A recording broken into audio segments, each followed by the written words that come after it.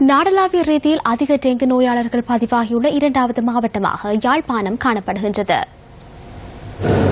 யாழ் மாவட்டத்தில் கடந்த 16 நாட்களில் 291 பேர் டெங்கு காய்ச்சலால் பாதிக்கப்பட்டுள்ளனர். உடுவில், சாவகச்சேரி மற்றும் யாழ் மாநகர சபைக்குட்பட்ட பகுதிகளிலேயே அதிகமான டெங்கு நோயாளர்கள் பதிவாகியுள்ளதாக யாழ் மாவட்ட பிராந்திய சுகாதார சேவைகள் பணிப்பாளர் டாக்டர் கனகராஜா நந்தகுமாரன் குறிப்பிட்டுள்ளார்.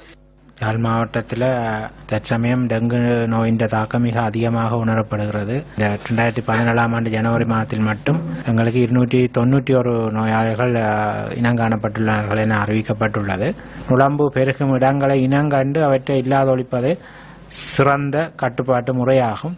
டெங்கு நோயினால் பாதிக்கப்பட்டவர்கள் யாழ் மாவட்டத்தில் உள்ள பல வைத்தியசாலைகளில் சிகிச்சை பெற்று வருகின்றனர்.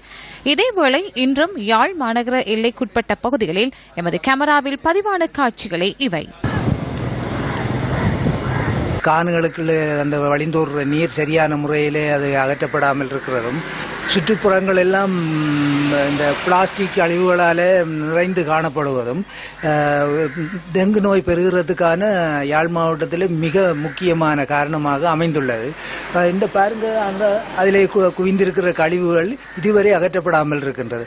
யாழ் மாவட்டத்தின் பல்வேறு பகுதிகளிலும் டெங்கு நோயாளர்கள் பதிவாகியுள்ளமையினால் மக்கள் தமது வீடு மற்றும் தொழில் செய்யும் இடங்களின் சூழலை சுத்தமாக வைத்திருப்பது கட்டாயமாகும். தற்சமயம் இந்த வறட்சியான காலநிலையிலே நீங்கள் பார்த்தீங்க சொன்னா யாழ்ப்பாணத்தில் டெங்கு நோயின் தாக்கம் அதிகரித்து கொண்டிருக்கிறதுக்கு பிரதான காரணம் யாழ்ப்பாணத்திலிருந்து தென்பகுதியை நோக்கி பொதுமக்கள் வழியில போய் வரும்பொழுது கூடுதலாக டெங்கு நோயின் தாக்கத்திற்கு உட்பட்டே இங்கே கூடுதலாக வருகை தந்து கொண்டிருக்கிறோம். முக்கியமாக யாழ் குடாநாட்டை விட்டு வெளியேறி செல்லுகின்ற மக்கள் தமது பாதுகாப்பை உறுதிப்படுத்திக் கொள்ள வேண்டும். டெங்கு காய்ச்சலால் யாழ் மாவட்டத்தில் கடந்த வருடம் 3 உயிரிழந்தனர்.